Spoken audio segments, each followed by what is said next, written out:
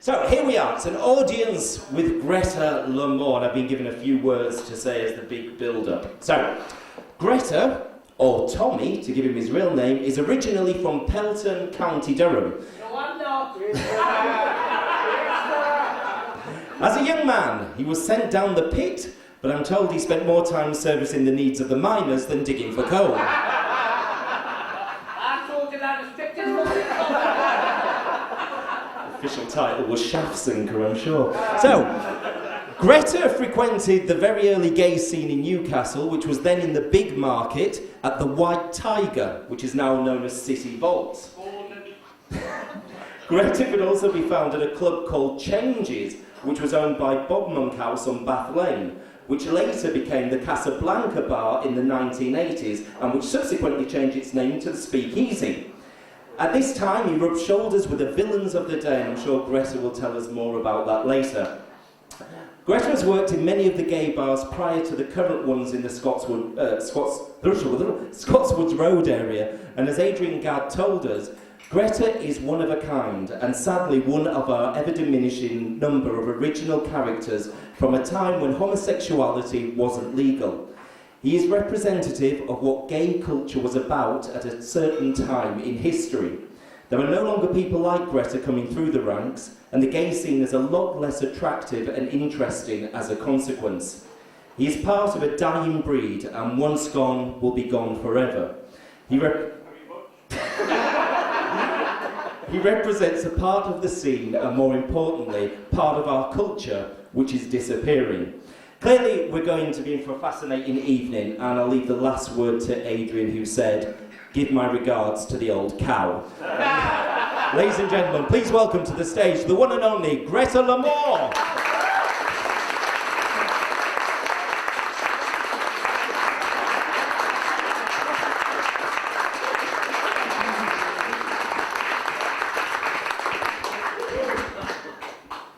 Like a fucking funeral tea, that was, wasn't it?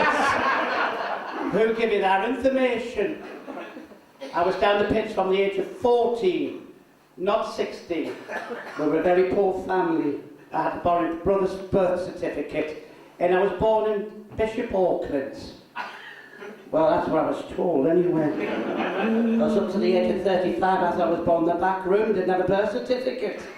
Because what happened was, you see, I've been married, I'm a grandfather, believe it or not. Who knows, I might need a fucking kidney next time round, so it's well to have somebody, you know. So that's what it's about, and I'm very appreciative. I'm pleased you enjoyed the film, because a lot of them people what's on there are not here today. They've passed on and gone farther afield. And so far this year I haven't had a funeral tea, so, you know, I'm looking forward to Prince Philip. And, you know, so it's not so bad there. So, what is it? I've enjoyed my life on the gay scene. I've known a lot of people. When I came to the gay scene in 1967, the big market was the area, and it was Vivian who was the reigning queen from the Golden Tiger. She was noted from all over the world. Every sailor what pulled into Newcastle port made a beeline for her bar. Now, when they had the hats on, they used to have the bands, used to take the bands off and pin them behind the wall. But in that bar, it was total darkness, and on the floor she used to have 2 half crowns stamped on the floor. So if anybody came in and they could see the half crowns, they should shuffle around to pick the half crown. There's a lot of money them days. I mean, I only charge a shilling for a wank myself, but I kept it going for a week, you know. So they'd bend down and thought nobody was looking, and that bent down. Vivian used to have a big handle with a hand on the end. She'd pick them up their arse, and she, in the women's toilet, she'd have a statue of David with a big dick, with a fig leaf on. So a woman would go to the toilet, and when she lifted the fig leaf, the bell would ring. She would come in to get pissed off there. But that was it there. But I have had an interesting life. I've known a lot of villains. I've known a lot of tragedies. I had a tragedy the other day. I got up in the morning. There's my friend who'd been with me for 15 years. And I'm not going to get emotional. I think I'm going on, you make it look fucking real. And I went in the house, I finished work, gone home. The dog was running around in the dark. I thought, what's the dog doing out? I went in, the house was in darkness. I thought, oh, I've been burgled. Compensation claim. I went in, switched the lights on, and I shouted for Ray, who's been with me 15 years. Not a partner, pays the rent. But sometimes he pays the rent. And there he was, lying up on the stairs, head against the radiator, blood coming out of his head. I thought he's fell down the stairs or he's being pissed or something like that, you know. Phones the ambulance, they come out, the paramedics come out, said, what's the matter? I had to explain everything, come from work, blah, blah, blah. And I found him at the bottom of the stairs. I said, I think he slipped.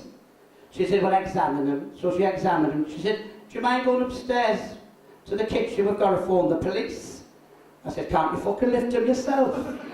You know? She said, no, we've got to call the police. So the police came, 3 policemen came. I live in Bengal. You can't get a policeman unless somebody tries to kill themselves. The policeman came, 2 asked 3 questions, the other one went downstairs. He come about 10 minutes later, I had to explain again. He said, I'm sorry to tell you, but your friend's got a fractured skull. I said, got a fractured skull? How's he got a fractured skull? Is that with him falling down the stairs? He says, no. He's tried to commit suicide. I said, commit suicide? I said, but I thought he sat down the stairs. He says, no. He's tried to hang himself. But she's never foreshortened, dear.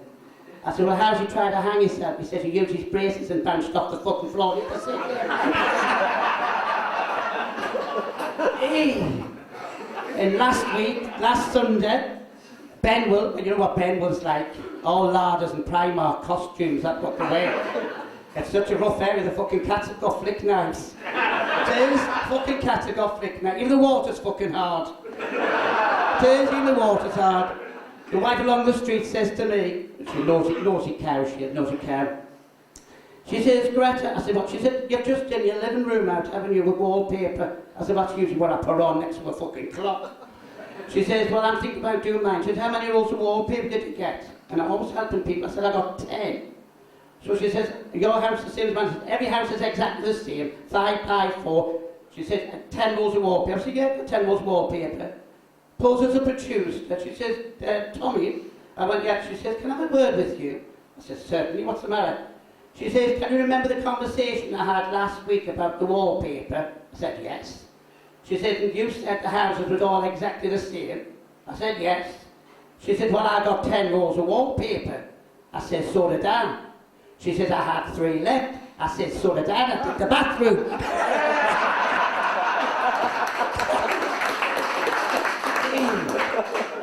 Well, you've seen me with Carlisle, haven't you, on there, Carlisle? You couldn't trust her, you couldn't trust her. We got caught shoplifting the Nettos, got caught shoplifting Nettos. I was at the bottom end, hoping somebody had an electric fit so I could pinch the salmon once you're getting all the attention. Security guard came down. He says, you'll have to come back. He says, we've got to search you. Your friend's being caught shoplifting.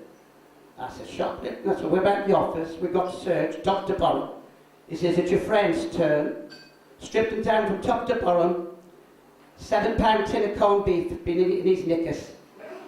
He said, what do you do with a £7 tin of corned beef in his knickers? I says, the nearest you'll get to a bit of tongue.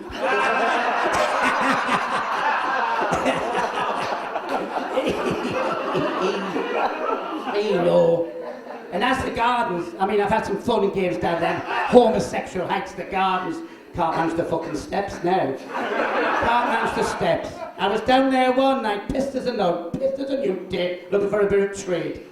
This big coloured fella came up to us. He might have been coloured, I didn't have my glasses on at the time. He says, do you fancy having sex? I says, yes. He says, do you know somewhere quiet? I says, oh, down the bottom end of the wall, down here, there's a lovely wall. He says, I don't like doing it in public. He says, get across the wall.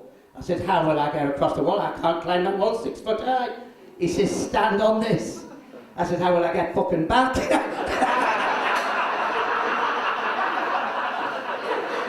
Anyway, we were behind the wall. We were behind the wall. He says, man, I'm going to go down on you. I says, go and help yourself. And he went down.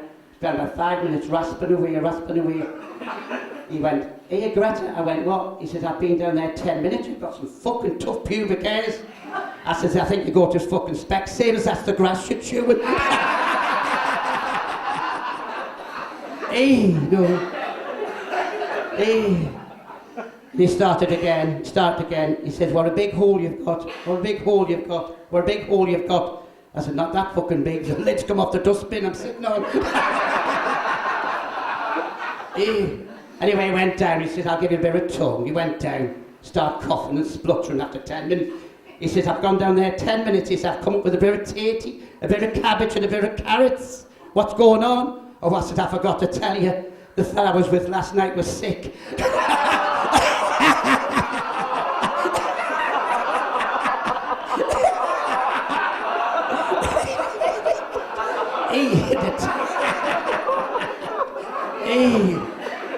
Anyway, this gadget I picked up, I took him home. Just getting down to me, he says, I'll have to use the toilet. I said, well, you can't use the toilet. I said, my mother and father's asleep in the bedroom, they'll hear. Use the sink. Went downstairs, come back up, I said, did you manage to find the sink? He said, yeah. He said, I couldn't find any paper, so I used the kitchen roll. Right, what do you expect, fucking Shirley Bassey? Right, question and answer time. Nice to see some people in here this evening. Right, here we go. Got questions. First question is that Peter Darrant? Peter Darrant? Yeah, that's me. Could you stand up, dear? I'm bent and blind with it. Could you stand up, dear? Is there any chance of any lights? Yes, is that coming? So it's fucking Christmas Day, but I'm looking here. If I offend anybody, I couldn't care less. There we are. Nice to see some transvestites in it. Oh, sorry, Matt. You knew what I meant.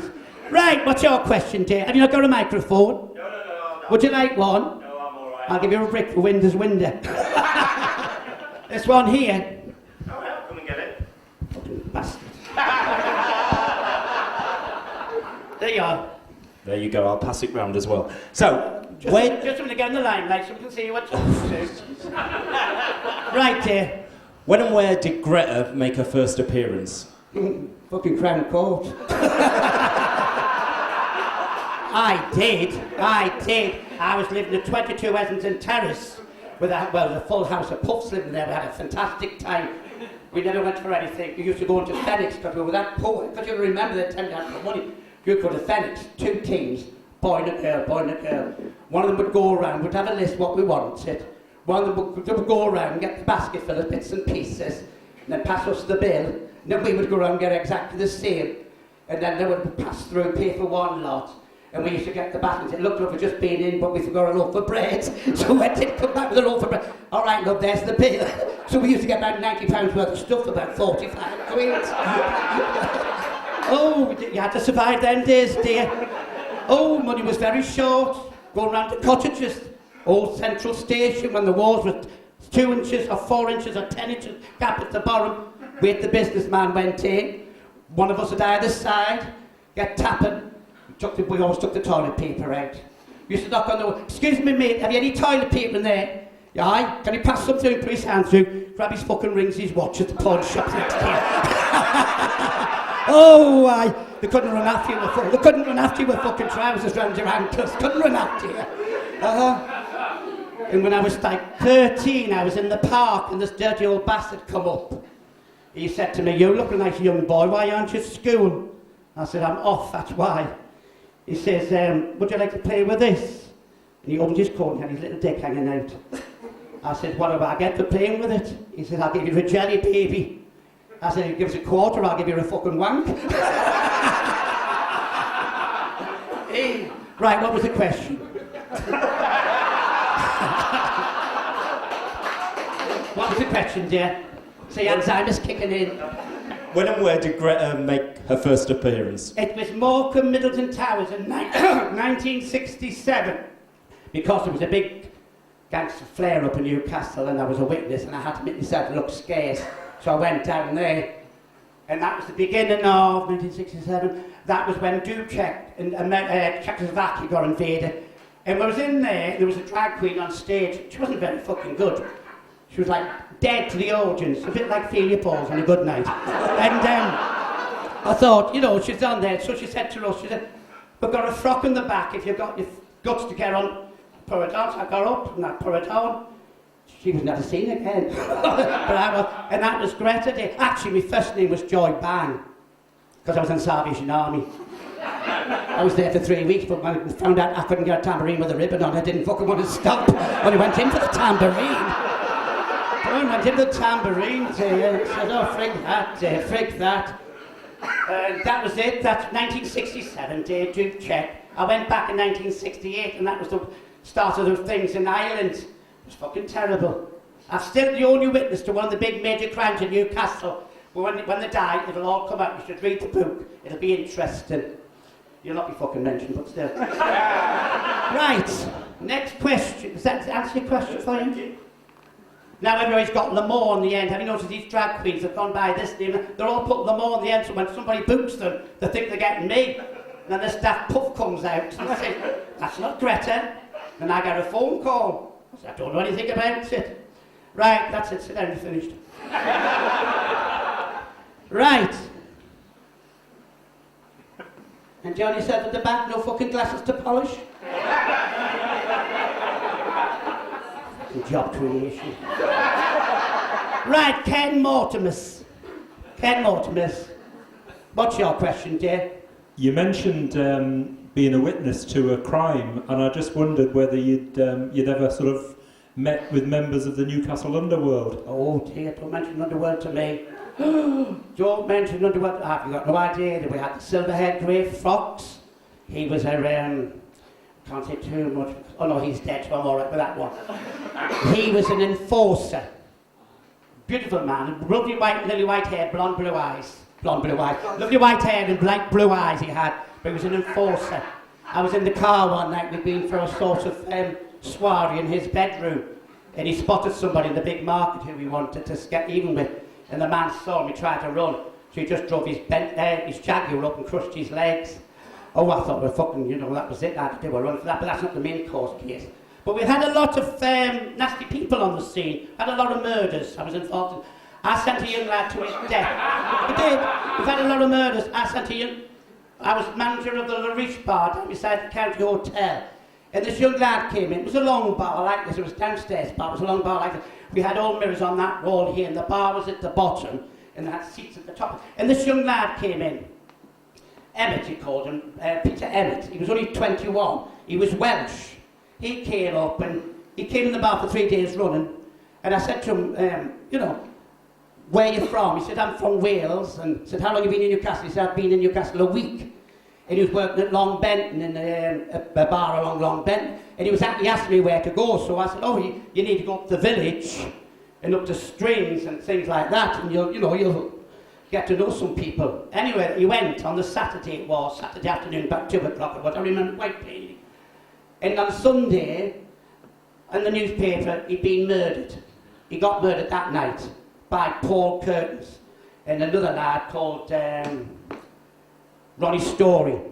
What they did is they took him behind rock shots and knocked him unconscious and killed him, and then flattened his face with big breeze blocks and everything. And they took his wallet and took his shoes off, which were trainers, but were very popular, and they dumped him in the wheelie bin behind rock shots. And Paul, it was about a couple of weeks later, they caught Paul, what we call for Stu, because he was used to make curtains, that's what he got his nickname for Stu. They caught him, and he got sent to prison for life. But he cracked up in prison and murdered somebody else again, so he won't be coming out. But that was the tragedy of my life. His name was Emmett. I still remember that lad. So that was a rather tragic appearance then. And of course we've had a few more down the gardens where I knew them, just moved on. Because it's a tragic society today. Tragic society. You can't trust anybody outside your own circle of friends. As Vivian said to me, because she said to me in 1967, because we had Queen of the Week down the Royal Court Grill. Michael Caine came there to do some location shots for Get Carter. And that was another downstairs. It's now called the City Vaults. And we were all down there, and the doors open.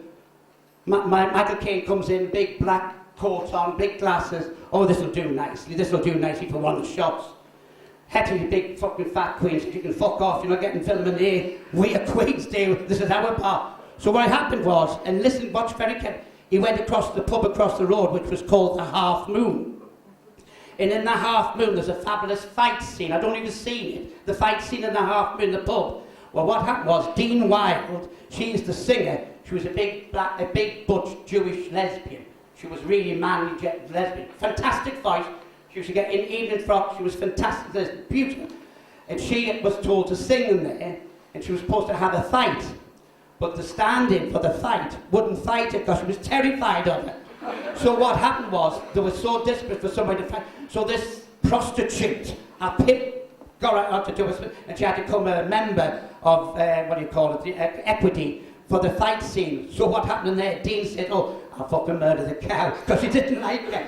So what Dean did, if you watch the film, she kisses her boyfriend, and the prostitute has a go at Dean. But it's an actual real fight.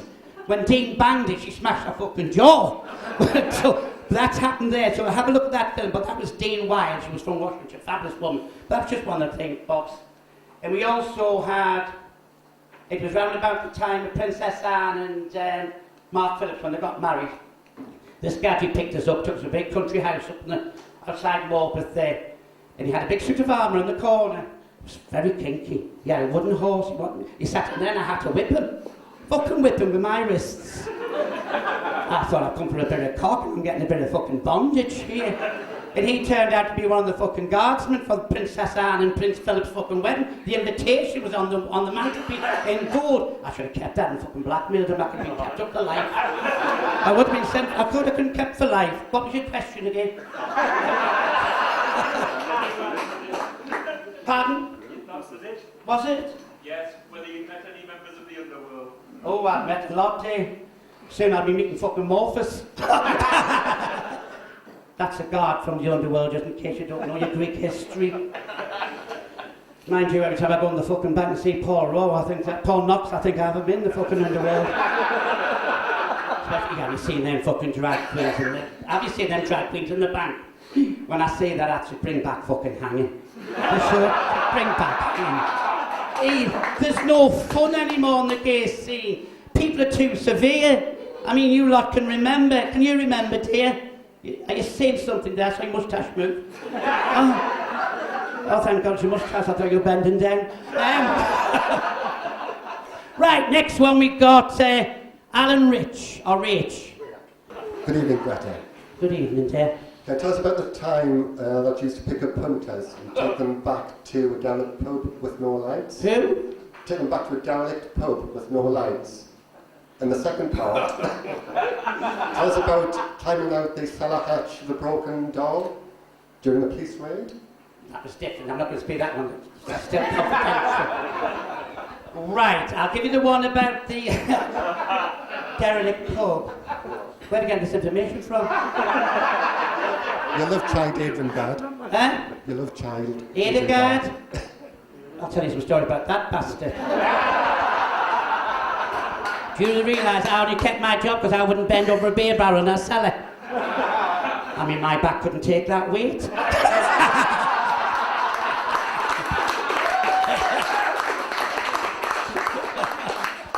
What happened was, as I said, I've not been a thief. I haven't been a thief. I've been sort of like looking after my interest, but I've never actually stole anything. But I've helped myself to a few bits and pieces.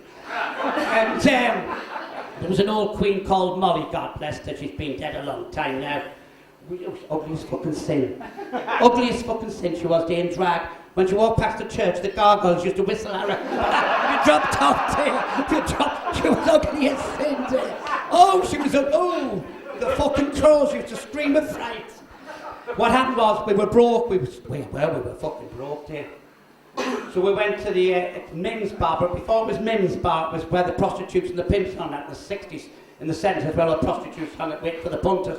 That's where all the punters went, before Pink Lane was going. So one night, this old fella come in, and Molly said, oh, that's fantastic. So the fella said to the barman, is anybody in here what's different from the women? So the barman said, oh, you want Molly over there? She's a cow. I thought, oh, thank God, she's not pointing at me. So Molly shouts across, Molly, gentlemen, we should speak to you. So she went across, and I started speaking to her. She got a bottle of brown ale for her fucking self. And she come back, she says, I've scored with a punter. He's loaded, I've seen he's loaded. He's full of Larry, he's got a lot of Larry. He says, I'm going to take him back to our place. I said, we haven't got a fucking place, we're living with a fucking prostitute on Westmoreland Road. We're looking to get a bastard floorboard. She said, take it back to, she says, just agree with anything I say. Just do and follow me. She says, just agree, but hang back. I said, okay. 2-3 bottles of brown ale, she got down, didn't get a fucking drink there. I'm sitting there, sucking a half lemonade. So she goes, she said, right, Greta, we're going. It was 10:30, 11 o'clock. We went along Scotford Road now, where the new bridge is. On the corner there, next to the Globe, on this side, was a pub. It was derelict. There was the shell, and all the inside was all bits and pieces. But inside each floor, there was like 4 or 5 foot of floorboarding, and upstairs on the top floor, it's what we used to use for shagging from the cottage across the road. Everybody who knew about it used to take, because it was safe sex. So I said to Molly, where we're going? She said, we're taking to the pub. I said, pub? She said, oh. So we took them to the pub. She said, hang back. So Molly said, you go upstairs, pet. You go up first, and I'll switch the light on because it's very damp. The fucking rain was pouring down through the bastards, coming down the stairs like the rivers of fucking Babylon. She said, we've got a bit of damp. She says to the man, so the man says, man, it is very damp in here. She says, the banister's not very safe. She says, oh, we're getting repaired. Fella went upstairs, Molly's pushing back. She says, I'll switch the lights on. Man says, which room? She says, try the door on the left, love, the one with the brass knob. So she opens the door, next thing you hear is, push. He'd gone in, walked 5 foot on the fucking floor, gone right through the floorboards, through the bar, landed in the sand on a pile of rubbish. She'd come running downstairs as he fell down. I said, well, something's fell down here. She rushed down, she robbed him. I must admit, I was there at the time. She did, she robbed him. She robbed him of his wallet and everything else. Oh, there's a lot of money in it. She was very popular that weekend. Went back to the pub, we got pissed. Anyway, kept us going for about 4 or 5 days. And the following Saturday, this young lad coming, about 26, came in, spoke to the barmaid, said, there's someone here called Molly. She said, he's sitting over there. She says, do you think I can have a word with him? So she said, Molly. Molly goes, what is it? She says, oh, the man says, I hear tell you're interested in sex with men. Molly said, oh, yes. He said, would you like to come with me? She said, oh, buy us a drink first. Drink. She went out, never saw her again. 4:30 in the morning, the police knock on the door. Can you come and identify your body in General Hospital? So we goes up there and she's lying. Oh, it's horrible to see. She had fucking black eyes, cracked jaw, arm broken and everything. It was only the fucking fella's son looking for her to get her money back. And he'd come in and grabbed her because they knew who it was that robbed him. So she lay up there. She wasn't dead, but she didn't walk straight for a long time. And she died tragically pushing somebody on a swing. She did. She pushed somebody on the swing. And the fucking branch came down and killed her. He did. I told that woman, I said, you should have get the tree surgeon when I tell you. Never mind, that was that one. Now who's next? Shane Broadhurst. Sean. Oh, I'm so sorry. Just a minute. Sean Broadhurst, please. Thank you. What was Newcastle like before homosexuality was legal? Just like a normal other place, fucking run down. It was better because you had... I came out with a circle of 25, was actually in my crowd, when we came out together. There was only 3 of us left alive. One's a drug addict, one fell off the gardens, down the gardens, off the wall, 15 feet, smashed his back. He's got a closty bag and that on. It's all right, I bought him some shoes to match for Christmas. And me, that's only 3 of us left, so that's from 1967. But it was camp, because you used to sit in your own company, and you used to say, because you didn't have televisions and all this, so you just camped it up, something wrong. That's where I got my personality from. But I've always been popular. What was the question? No, it was fabulous, because you had honesty and trust. I mean, you could go to Cap Clinic with your friend and would keep the mouth shut till you fucking fell out with them. You know, as soon as you saw somebody in orange juice, you knew. I had a friend, I had one in the army, one in the navy, and one in the Air Force. I was doing well. I was living in a lovely flat Jesmond, Holly Avenue, 108 Holly Avenue. I was fine, kept in luxury. I was kept in to the fucking 3 that met up one weekend. Oh, I lost everything that weekend. I've never fucking donated anything to charity since. But we had some nice people. We had some nice film stars. Diana Dawes was camp. She was lovely. She just did Yield to the Night, where she nearly got an Oscar. She was doing the Dolce Vita. She had a big part. She played with Alan Lee. He wasn't very nice. He was an alcoholic drunk. She smacked him right across the mouth because he insulted one of the puffs. When I saw his packet, I thought I'd insult him as well, but no. But she was nice. Diana was nice. I had photographs of her, but unfortunately I've lost them all the time.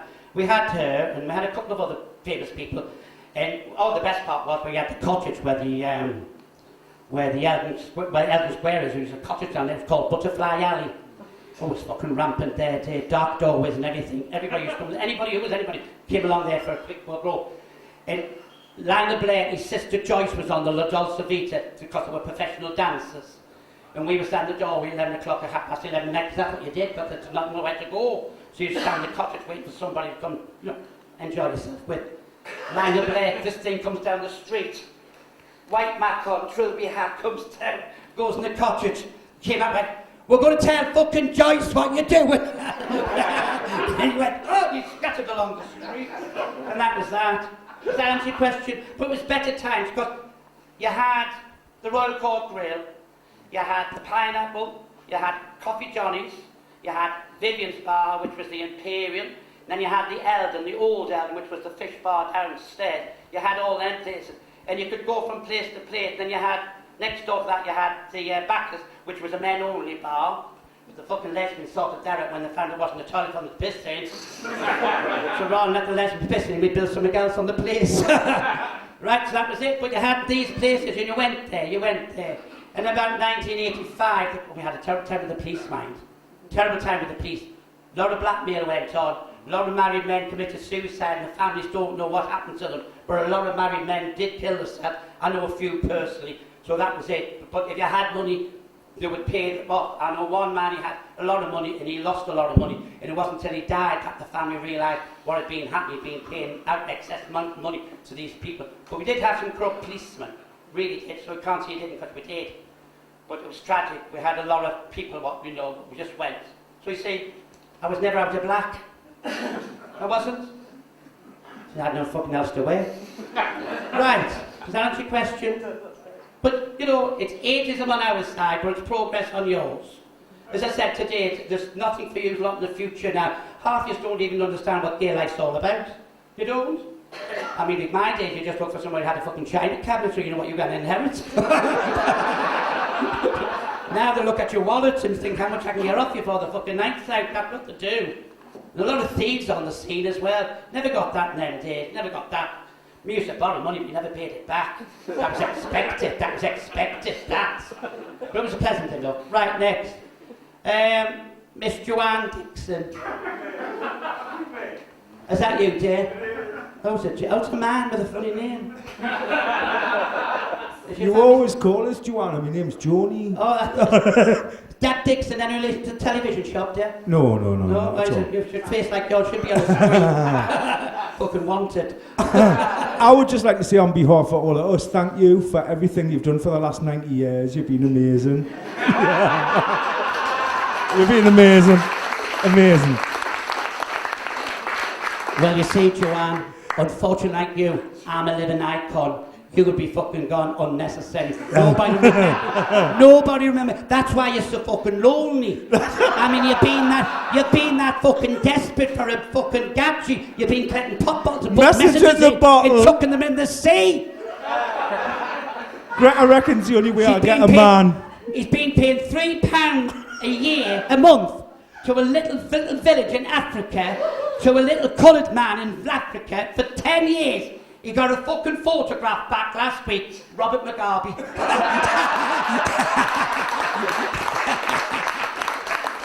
Oh, you're wonderful. Right. I'm not finished yet. Are you not? No. I didn't realise you were supporting. Right. Are the rumours true that Ella Carlisle is really your real daughter and that you gave birth to her when you were 16 on the floor of the Villa Vic pub on Westmoreland Road?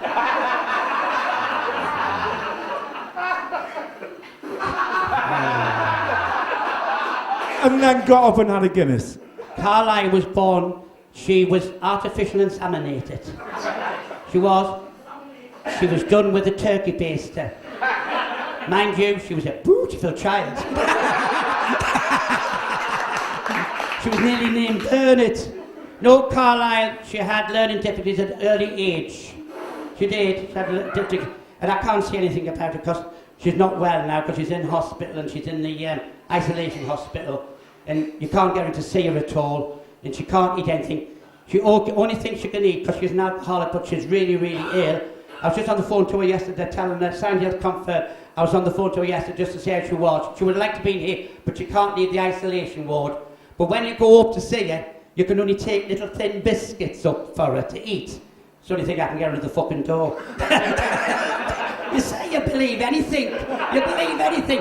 Right, it's competition. First of all, we're giving away a magnum of champagne. If you look under your chair, there's a raffle ticket. Anybody who's got the raffle ticket gets a magnum of champagne. See? See? You still believe in fucking fairy stories. Just see what it is. You see? Now you know how the man got me in his car. Don't you feel a fucking idiot doing that? I love doing that on the bar when it's full of fucking streets. Hey, it is. I love it. Is that all, Joanne? You finished there? Oh, but don't take the batteries up the thing. Do you even know how desperate you are for a sniff? There she is.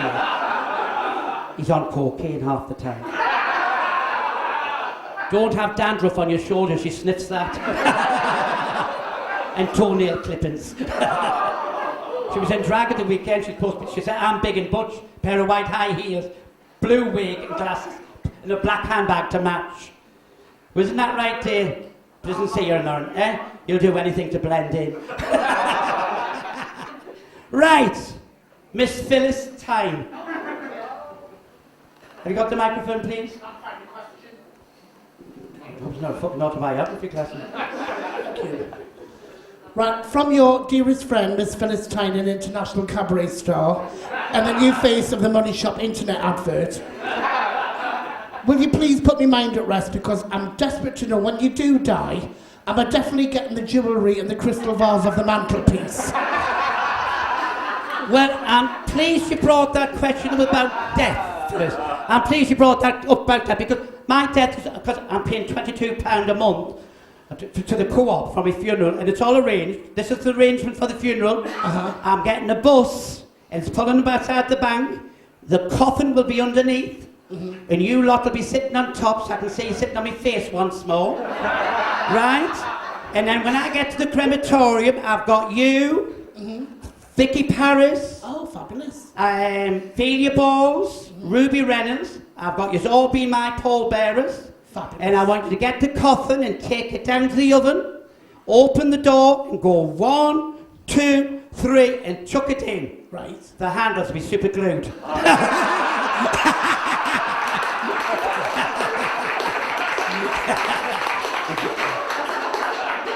Well, there was a queen, she died a few years ago, Annie, she died a few years ago. And she had a request that when she died, she wanted her ashes made into a curry. She did, she got her ashes made into a curry, so these people came back to the tea, we made a curry, put her ashes in. So there were bad days later, everybody was bad. So they said, what was in that curry, Greta? And I said, Alice's ashes. She said, why did you put the ashes in there for? I said, she wanted to feel you slipping out your hole once more.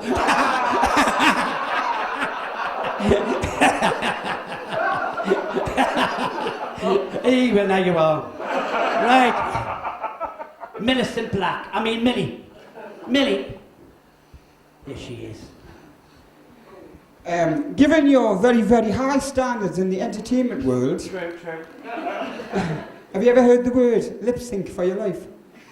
Wait, no, because if I do that... You'll probably know it as mine. If I do that, I'm like every other drag queen, and I don't like being perfect. We can see. Well, I don't do... Half the fucking time I forget what's on the tape anyway. It is. I mean, I'm getting on now. In the morning I get up, I've got to put a pair of knickers on or a pair of fucking underpants. Well, I was out with the dog this morning. It fucking went for us. Oh, I gave such a fucking kick. It did, it went for us this morning. And you know what it did? She showed us her teeth. It went, ah.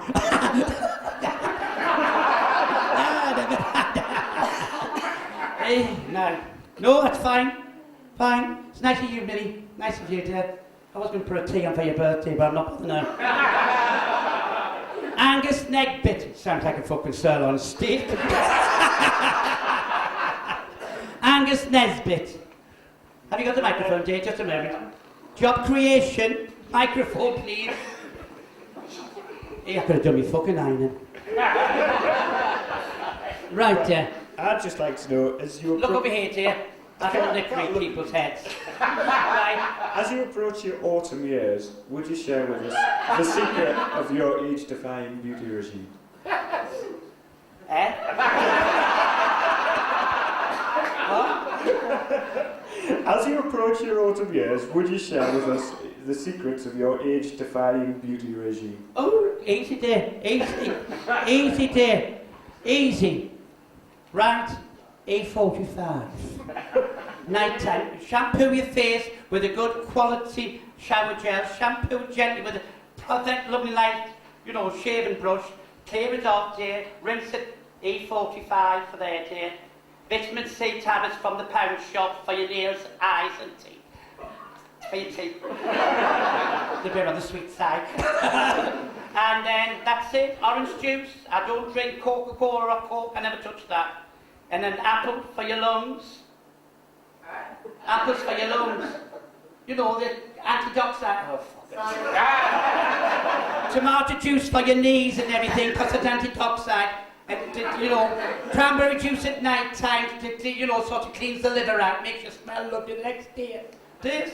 You're surprised how many cats jump on me. And that's what it is, dear. Simple easy. You don't need all these lavishing creams, dear. You don't need all these lavishing creams. At the end of the day, once the fucking body and the figure gives way, the creams are not going to do anything.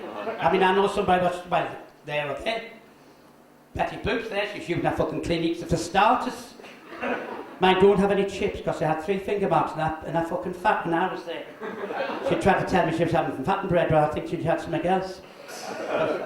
And that's why, and another healthy tip is, never be the first one to suck a dick. Always be second. The first one gets all the muck.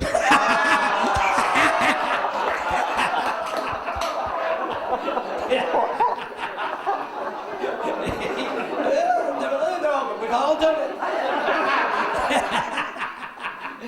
Right, that is your question, yeah?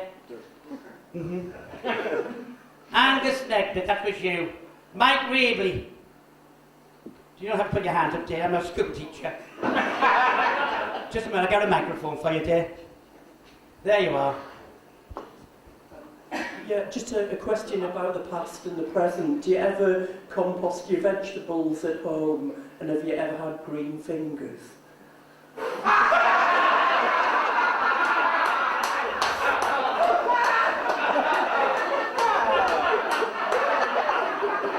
Well, I've never had them up a fucking frog's arse.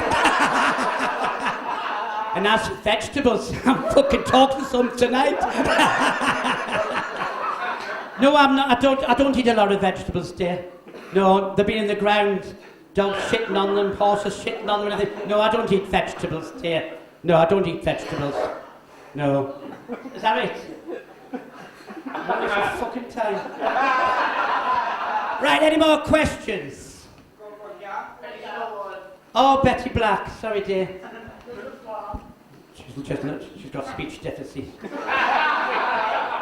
She's just finished with her boyfriend after 9 months. Finished with her boyfriend. She's been emotionally chat.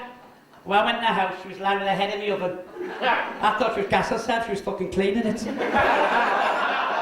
been very upset. You've been upset, haven't you, dear? You soon got over it down the gardens next fucking night. Right, dear. Stand up, dear. Let them see your figure what you've been doing at the gym. Look at there she is. Betty Black. Right, dear. Now, obviously, I'm of a slightly younger generation. Oh, your skin doesn't tell you that. So I would like to know, well, everyone would like to know, really. Do you miss the Cattle Market Cottage? Pardon? Oh, no, I love the Cattle Market Cottage, dear. Yo, I love the Cattle Market